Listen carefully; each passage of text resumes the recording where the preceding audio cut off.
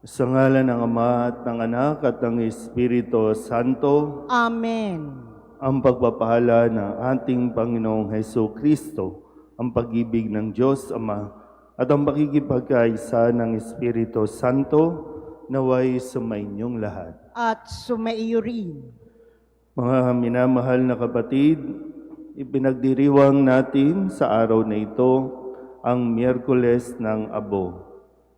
Sa pamamagitan ng Miyerkules ng Abo, sinisimula natin ang panahon ng Kwaresma bilang paghahanda sa misteryo ng Paskwa, ang pagpapakasakit, kamatayan, at muling pagkabuhay ni Jesus. Tulad ng pagdadalamhati at pagsisisi, ipinapahid sa ating mga noo ang abo. Subalit itong tanda ng pagsisisi ay dapat na antabayanan ng tapat na pagbabalik loob ng pagbabago ng puso't isip.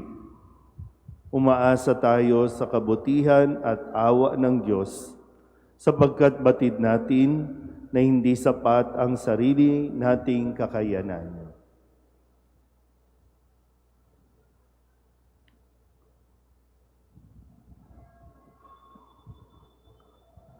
Manalangin tayo. Ama naming makapangyarihan, ipagkaloob mong masimulan namin ngayon sa banal na pagkukusang magtiis ng kagutuman ang pakikipagtunggalian bilang mga kapanig ni Kristo sa aming pagsugpo sa mga salungat sa pamumuhay sa Espiritu, maging amin nawang sandata ang pagtitimpi sa sarili sa pamamagitan ni Jesucristo kasama ng Espiritu Santo magpasawalang hanggan. Amen.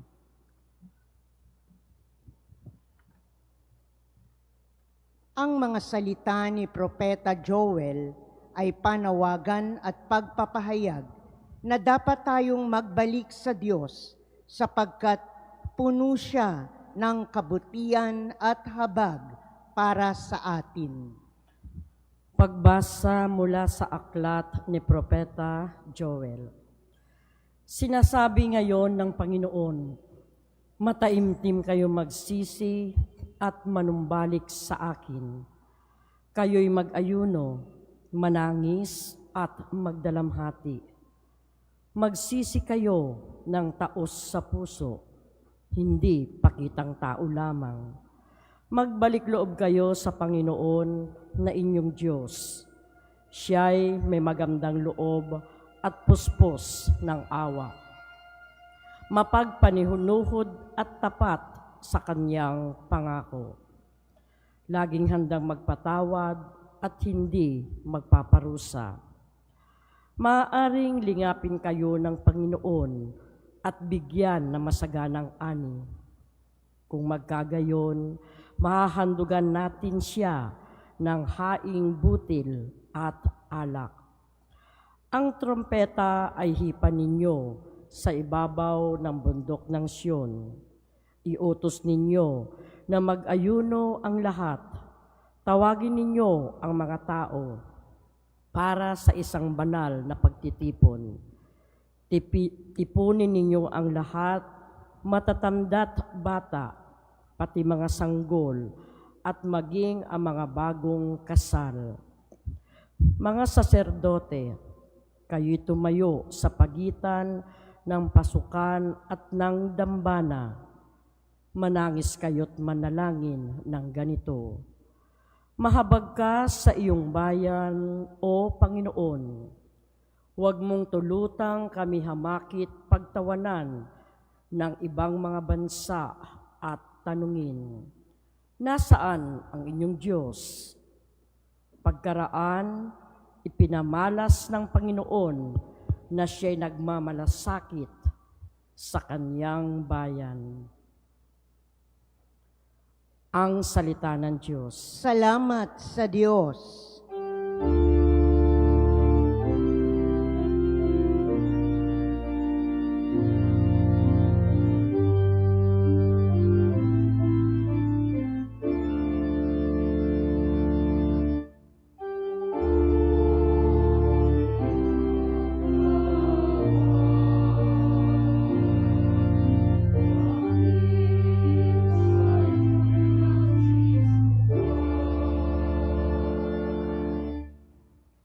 Ako'y kaawaan o mahal kong Diyos, sang-ayon sa iyong kagandahang loob. Mga kasalanan ko'y iyong pawiin, ayon din sa iyong pag-ibig sa akin. Linisin mo sana ang aking karumhan at ipatawad mo yaring kasalanan.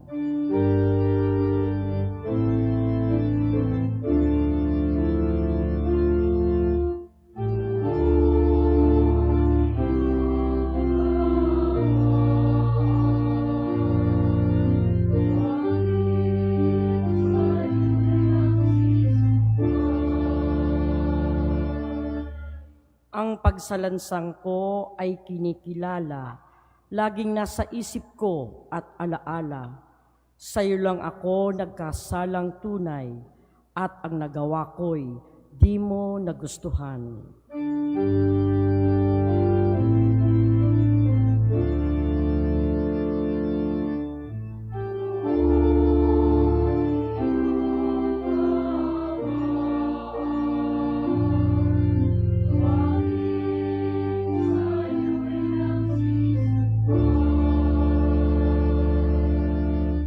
Isang pusong tapat sa aking likhain. Bigyan mo, O Diyos, ng bagong damdamin. Sa iyong harapay, huwag akong alisin. Ang Espiritu mo ang papaghariin.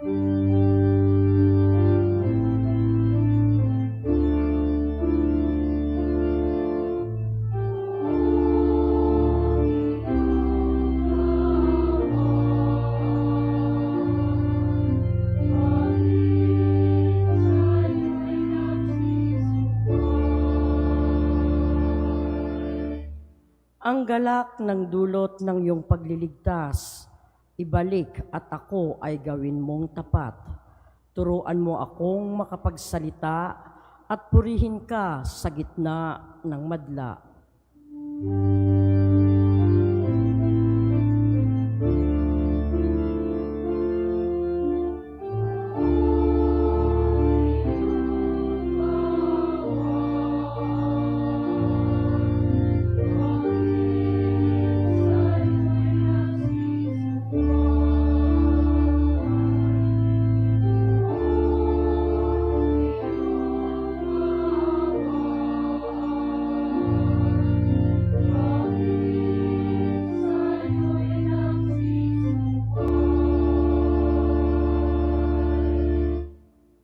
Si Jesus ang biyaya ng Diyos na nagligtas sa atin sa kasalanan. Ang Kwaresma ang panahon kung kailan dapat tayong higit na mapalapit kay Jesus na tagapagligtas ng sangkatauhan. Tinatawag tayo ni San Pablo na malugod nating tanggapin ang kaligtasang handog ng Panginoon. Pagbasa mula sa ikalawang sulat ni Apostol San Pablo sa mga taga-Korinto. Mga kapatid, ako'y sugo ni Kristo. Parang ang Diyos na rin ang namamanhig sa inyo sa pamamagitan ko. Makipagkasundo kayo sa Diyos. Hindi nagkasala si Kristo, ngunit dahil sa atin, siya'y ibinilang na makasalanan upang makipag-isa tayo sa Kanya at mapabanal sa harapan ng Diyos sa pamamagitan niya. Yamang kami mga katulong sa gawain ng Diyos, ipinamamanik namin sa inyo na huwag ninyong sayangin ang pagkakataong ibinibigay sa atin ng Diyos sapagkat sinasabi niya, sa kaukulang panahon ay pinakinggan kita. Sa araw ng pagliligtas, sinaklolohan kita. Tingnan ninyo, ngayon na ang panahong nararapat. Ngayon ang araw ng pagliligtas. Ang salita ng Diyos. Salamat sa Diyos. Tatayo na po ang lahat.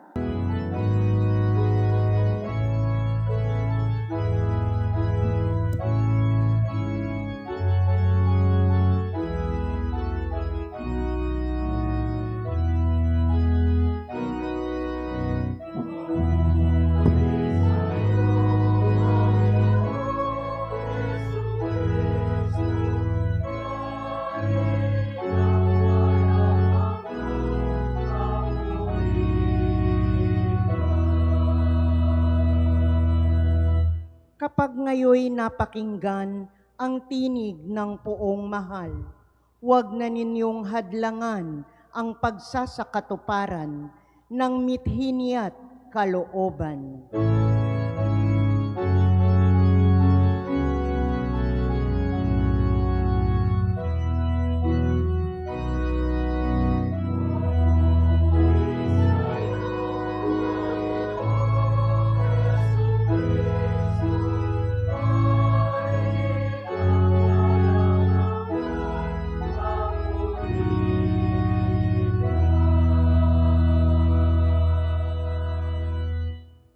Sumainyo ang Panginoon. At sumaiyo rin. Ang mabuting balita ng Panginoon ayon kay San Mateo. Papuri sa iyo, Panginoon. Noong panahong iyon, sinabi ni Jesus sa kanyang mga alagad, "Pag-ingatan ninyo na huwag maging pakitang tao lamang ang paggawa ninyo ng mabuti. Kapag ganyan ang ginawa ninyo, wala kayong matatamong gantimpala buhat sa inyong amang nasa langit.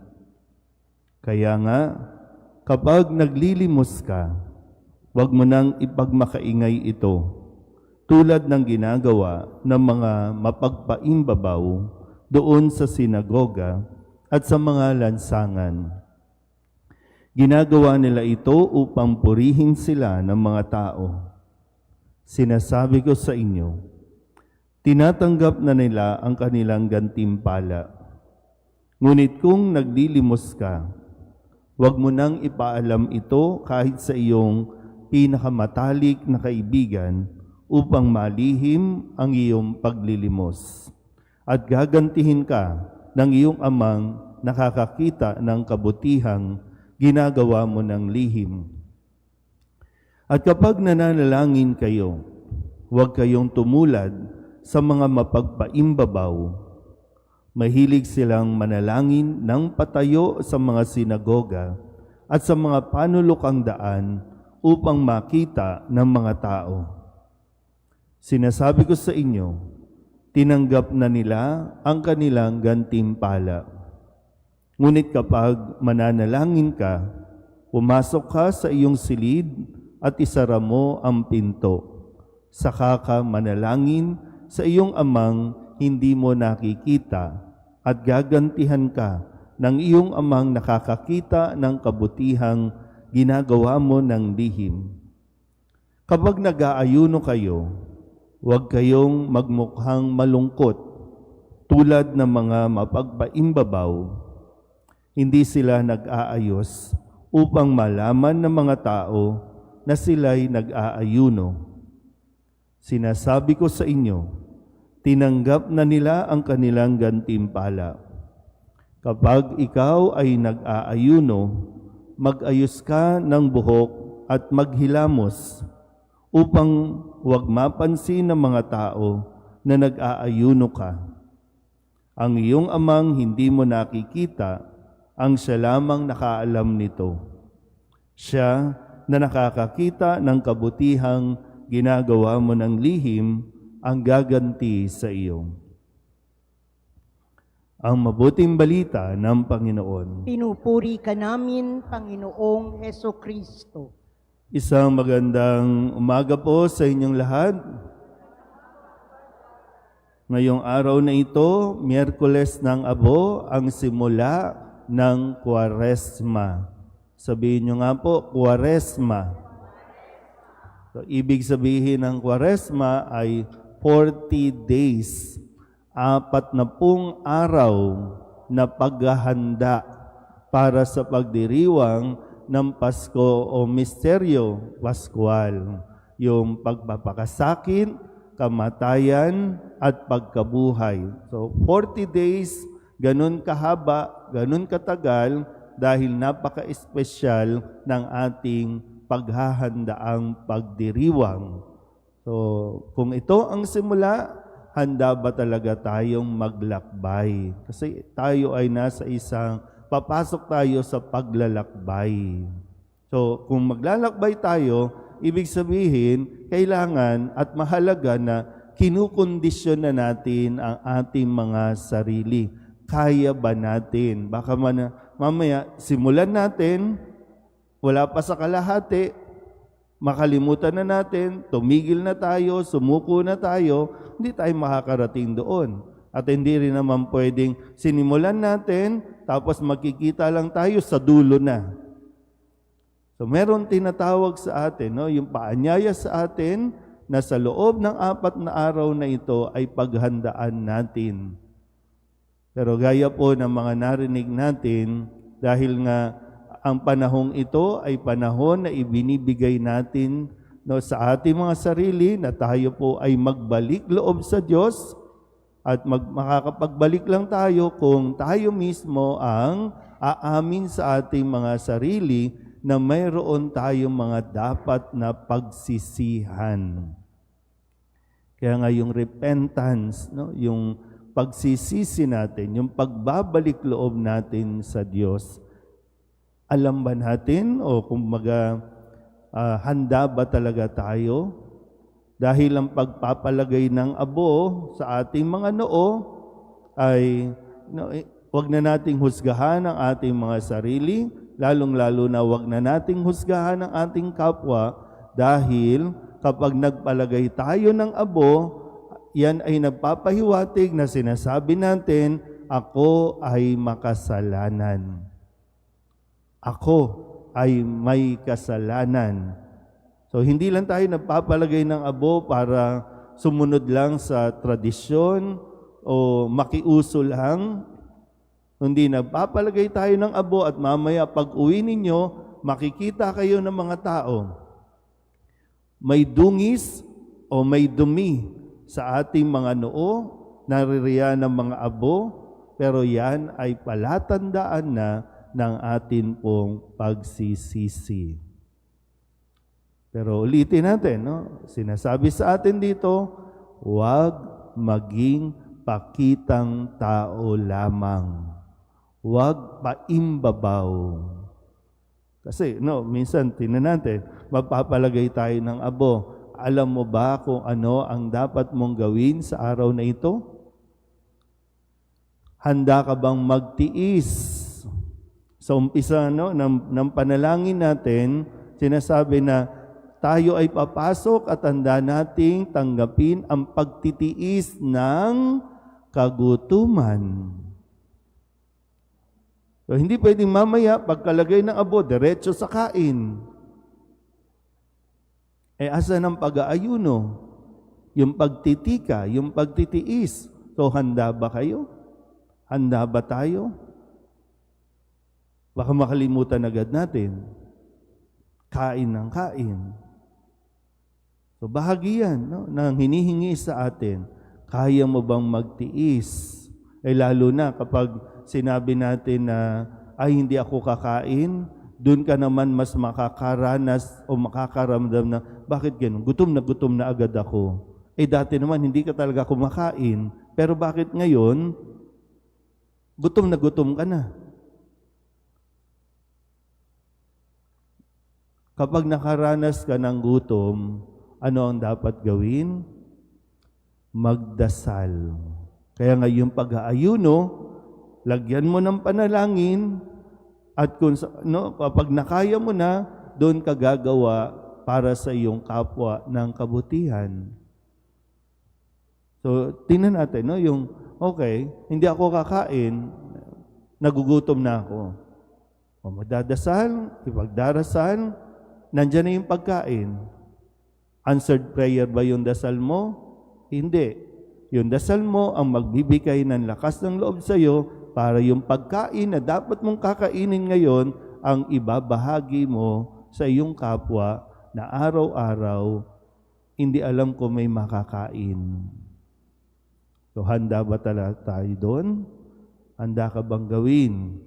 O kaya naman, simula pa lang ito, isipin mo na, pag nilayan mo, anong sakripisyo ang iyong gagawin sa loob ng 40 araw na ito para maihanda ko ang aking sarili sa pagdiriwang ng mga mahal na araw. Isip, Doon sa aming formation na ginawa dito, no, may mga lumitaw, no? Sabi ay magbabawas po ng social media. Ay sa loob ng 40 araw na ito, magbabawas po ako ng paninigarilyo o pag-inom. Magbabawas po ng pagsha-shopping. Magbabawas po ng pagbili ng kung ano-ano. So ikaw, ano ang iyong gagawin sa loob ng 4 na araw na ito? Yung mga dati, no, hindi ka naman nagdarasal, hindi ka naman paladasal, o baka ngayong 40 araw na ito, maglalaan ka ng oras, no, para magdasal, nasa sa iyo. Pero ulitin natin, ha, gagawin natin ito hindi para magpapansin. Marami na pong tao ang papansin sa araw na ito o sa mga panahong ito. Marami ang nagsasabing sila ay mapagbigay. Nagbibigay ng bigas, nagbibigay ng ayuda, nagbibigay ng akap, marami nang nagpapapansin sa panahong ito. Pero kung ang papansin na yan ay walang kalakip na pagtitiis, at yan ay bakitang tao lamang, walang patutunguhan yan. O ngayon, handa ba talaga tayo na magpalagay ng abo sa ating mga noo? Pag-isipan mo muna na mabuti, ha? Kasi hindi ka naman itatakwil ng simbahan kung hindi ka magpalagay ng abo dahil Katoliko ka. Dahil marami rin namang Katoliko ang ngayon naghahanap buhay na at para sa kanila, wala yan, mas mahalaga magtrabaho na lang ako. Pero ikaw na nandito, sana po, no, ito ay seryosong paghahanda, seryosong gawain na dapat mong maunawaan, maintindihan. Muli, ang paglalagay ng abo ay tanda ng ating pag-amin na tayo po ay makasalanan at tayo ay nagbabalik loob sa Diyos. At sa loob ng 40 araw na ito, nawa magawa natin ang magkumpisal, ang magsisi sa ating mga kasalanan. Sabihin niyo nga po, kumpisal. May 40 araw, ha? May 40 araw na aalalahanin mo lahat ng iyong mga nagawang kasalanan kahit noon-noon pa. Sana bago ang magmahal na araw, nakapagkumpisal tayo. Amen? Ngayon po ay babasbasan natin ang mga abo na gagamitin po sa paglalagay mamaya. At pagkatapos po, uunahin po muna ang mga servers. Mauupo lang po kayo dyan. At pagkatapos ng misa, doon po lahat ay papahiran ng abo sa noo. So maupo lang po kayo at yung mga servers lang po ang uunahin.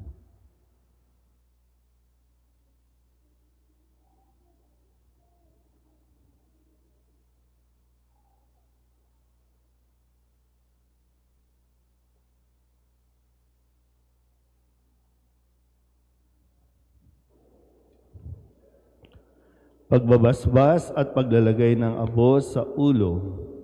Minamahal na mga kapatid, manalangin tayo sa Amang May Kapal upang ang abong sa ulo nating ilalagay para ipahiwatig ang pagbabagong buhay ay marapati niyang gawaran ng kanyang pagpapala at malaking pagmamahal. Ama naming mapagpatawad, kinukupkup mo at itinatampok ang umaamin sa kasalanan at ikinalulugod mo ang nagbabagong buhay. Dinggin mo kami at kupkupin sa pagkakaloob mo ng pagpapala bilang pagtatampok sa iyong mga lingkod na naglalagay ng abo sa ulo sa pagganap ng 40 araw na paghahanda para sa Pasko ng pagkabuhay. Marapatin mong kami maging dalisay para sa pagdiriwang ng tagumpay ng iyong anak na siyang namamagitan kasama ng Espiritu Santo magpasawalang hanggan. Magbagong buhay ka at sa mabuting balita sumampalataya.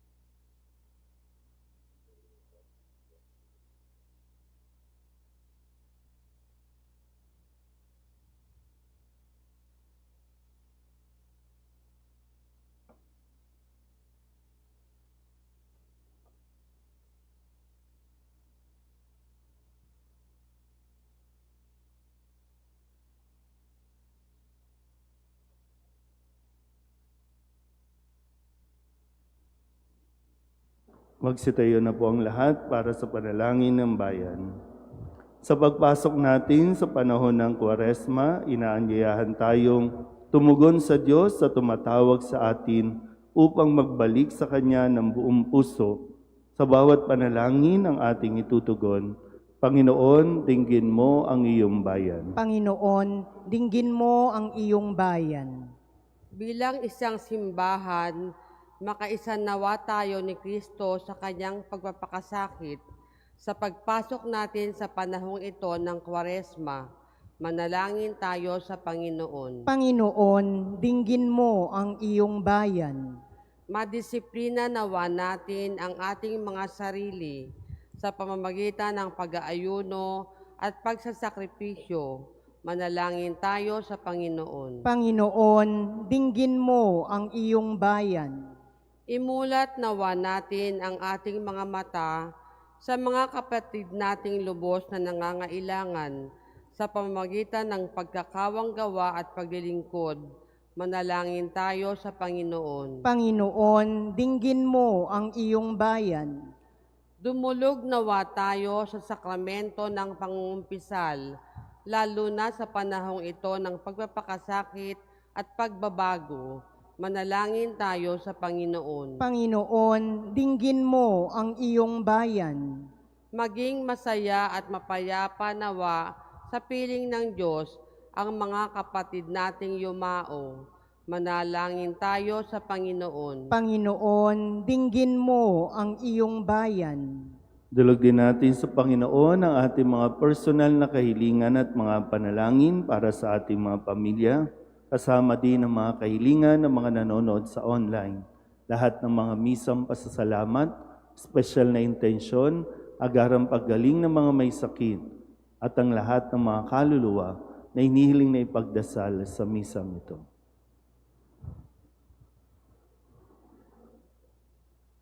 Ang lahat ng ito inihiling namin sa ngalan ni Kristo ang aming Panginoon. Amen.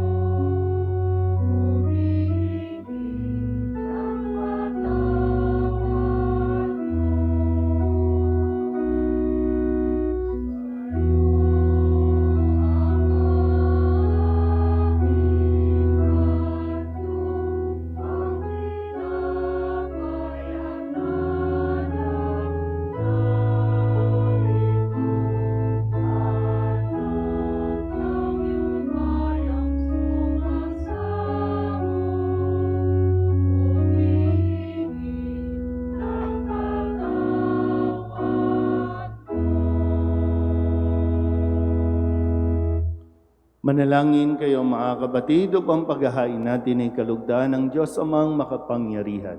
Tanggapin nawa ng Panginoon itong paghahain sa iyong mga kamay, sa kapurihan niya at karangalan, sa ating kapakinabangan, at sa buong sambayanan niyang banal. Ama naming lumikha, ginaganap namin ang paghahain ito bilang maringal na pasimula sa 40 araw na paghahanda. Ang aming kusang pagtitiis at pagmamalasakit ay makapagpadalisay nawa sa aming masasamang hilig upang kami pagintapating makinabang sa iyong anak na para sa amin nagpakasakit bilang aming tagapamagitan kasama ng Espiritu Santo magpasawalang hanggan. Amen. Sumainyo ang Panginoon. At sumaiyo rin. Itaas sa Diyos ang inyong puso at diwa. Itinaas na namin sa Panginoon. Pasalamatan natin ang Panginoong ating Diyos. Marapat na siya'y pasalamatan. Ama naming makapangyarihan, tunay ngang marapat na ikaw ay aming pasalamatan sa pamamagitan ni Jesucristo na aming Panginoon.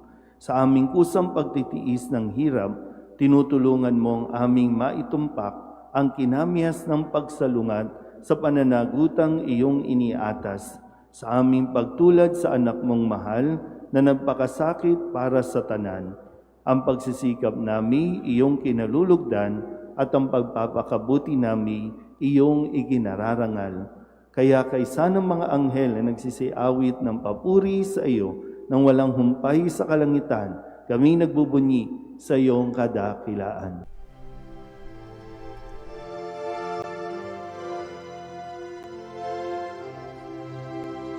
Santo, Santo, Santo, Panginoong Diyos makapangyarihan, napupuno ang langit at lupa ng kalwalhatian mo.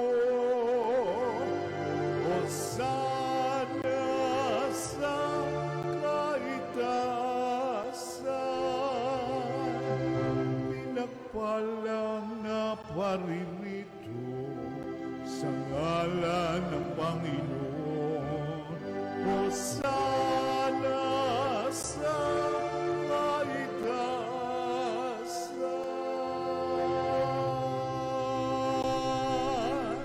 Ama naming banal, ikaw ang bukal ng tanang kabanalan. Kaya't sa pamamagitan ng iyong Espiritu, gawin mong banal ang mga kaloob na ito upang para sa aming maging katawan at dugo ng aming Panginoong Jesucristo. Bago niya pinagtiis ang kusang loob na maging handog, hinawakan niya ang tinapay, pinasalamatan kaniya, pinaghati-hati niya iyon, iniabot sa kanyang mga alagad at sinabi, "Tanggapin ninyong lahat ito at kanin, ito ang aking katawan na ihahandog para sa inyo.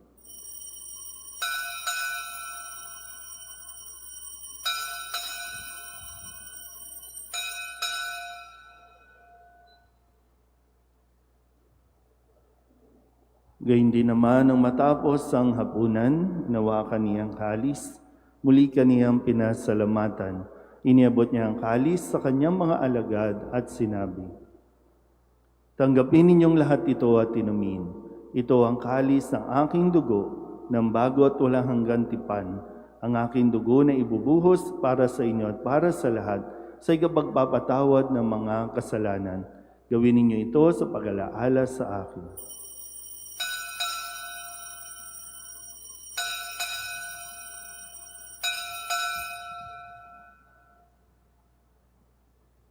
Ipagbunyi natin ang misteryo ng pananampalataya.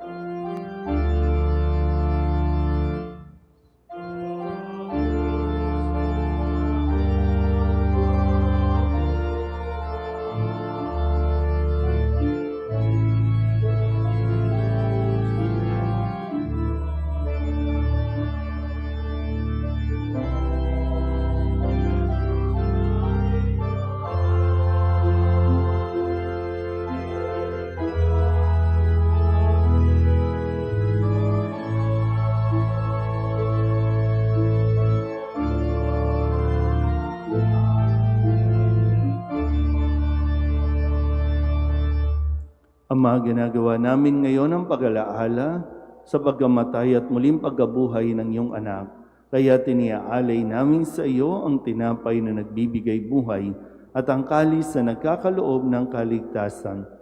Kami nagpapasalamat dahil kami iyong minarapat na tumayo sa harap mo para maglingkod sa iyo. Isinasamo namin kami magsasalo-salo sa katawan at dugo ni Kristo ay mabuklod sa pagkakaisa sa pamamagitan ng Espiritu Santo. Ama, lingapin mo ang iyong simbahang laganap sa buong daigdig. Huspusin mo kami sa pag-ibig kay San Leon na aming Papa at ni Jose na aming Obispo at ng Tanang Kaparian. Alalahanin mo din sina Basilia at Nathan at ang mga kapatid naming nahimlay na may pag-asang sila'y muling mabubuhay, gayon din ang lahat ng mga pumanaw. Kaawaan mo sila at patuloyin sa iyong kaliwanagan. Kaawaan mo at pagindapating kaming lahat na makasalo sa iyong buhay na walang wakas. Kaysa ng mahal na Birhen Maria na Ina ng Diyos, ng kanyang kabiyak ng pusong si San Jose, kaysa ng mga apostol at ng lahat ng mga banal na namuhay dito sa daigdig ng kalugod-lugod sa iyo, may pagdiwang nawa namin ang pagpupuri sa ikararangal mo sa pamamagitan ng iyong anak na aming Panginoong Hesukristo. Sa pamamagitan ni Kristo, kasama niya at sa Kanya, ang lahat ng parangal at papuri ay sa iyo, Diyos amang makapangyarihan, kasama ng Espiritu Santo, magpasawalang hanggan.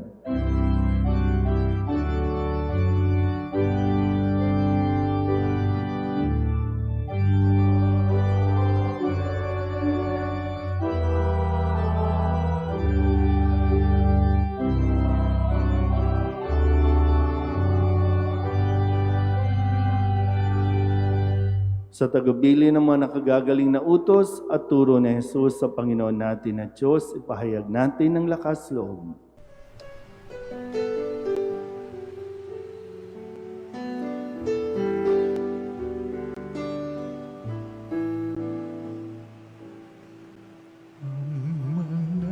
namin sumasalang ka, sambahin ang ngalan mo, mapasamin ang kaharian mo, sundin ang loob mo dito sa lupa para nang sa langit. Bigyan mo po kami ngayon ng aming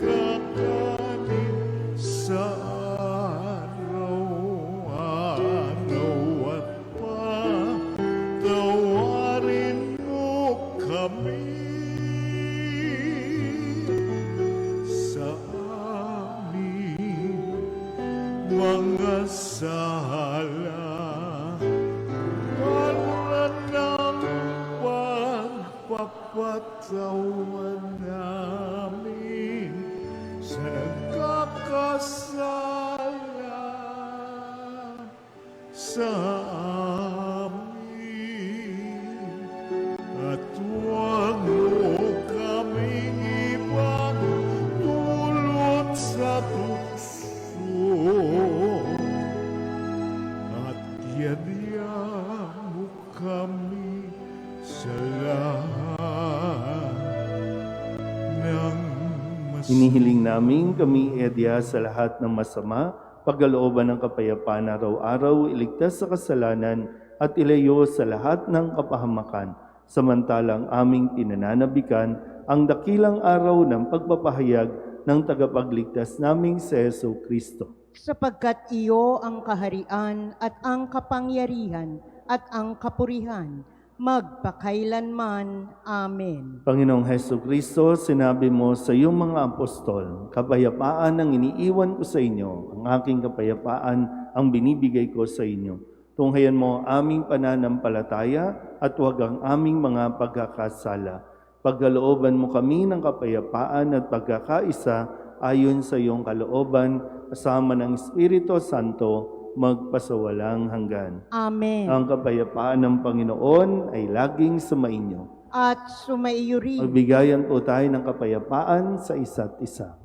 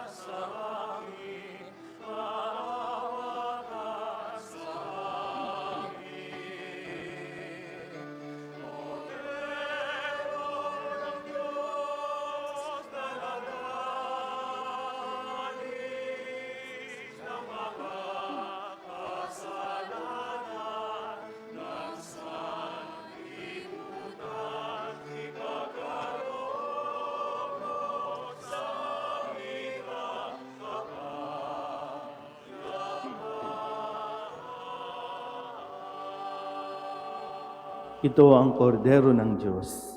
Ito ang nag-aalis ng mga kasalanan ng sanlibutan. Mapalad ang mga inanyayahan sa kanyang piging. Panginoon, hindi ako karapat-dapat na magpatuloy sa iyo, ngunit sa isang salita mo lamang ay gagaling na ako.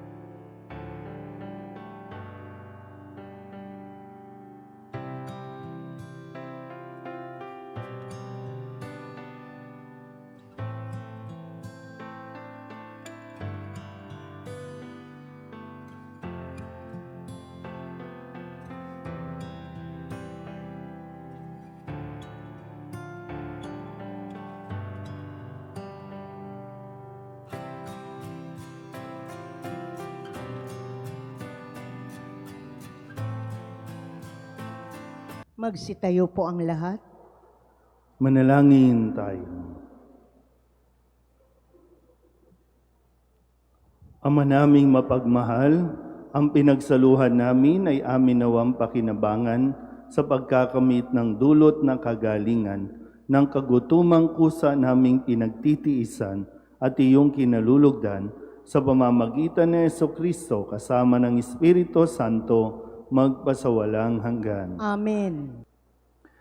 Sumainyo ang Panginoon. At sumaiyo rin. Iyuko ninyo ang inyong mga ulo, tanggapin ang pagbabasbas. Ang Diyos Amang maawain na nagkaloob sa inyo ng anak niyang nagpakasakit bilang huwaran ng pag-ibig, ay siya nawang magbasbas sa inyong lahat, pakundangan sa paglilingkod ninyo sa Kanya at sa kapwa, ngayon at magpasawalang hanggan. Amen.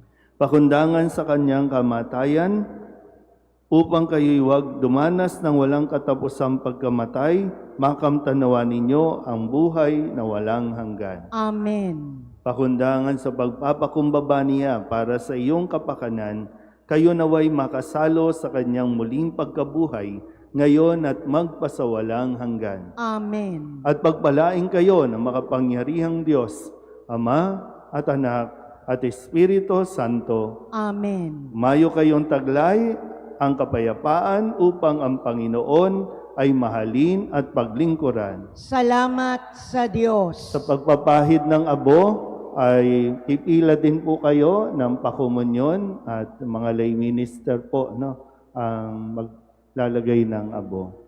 Magandang umaga po.